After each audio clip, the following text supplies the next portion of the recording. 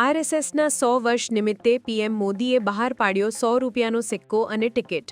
વડાપ્રધાન નરેન્દ્ર મોદી નવી દિલ્હીમાં રાષ્ટ્રીય સ્વયંસેવક સંઘ એટલે કે આરએસએસની શતાબ્દીની ઉજવણીના ભાગરૂપે એક વિશેષ સ્મારક ટપાલ ટિકિટ અને 100 રૂપિયાનો સિક્કો બહાર પાડ્યો હતો.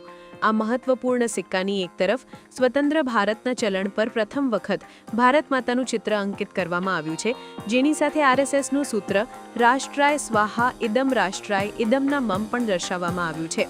બહાર પડાયેલી સ્મારક ટપાલ ટિકિટમાં 1963ના પ્રજાસત્તાક દિવસની પરેડમાં આરએસએસના સ્વયંસેવકોની સહભાગિતાને પ્રકાશિત કરવામાં આવી છે.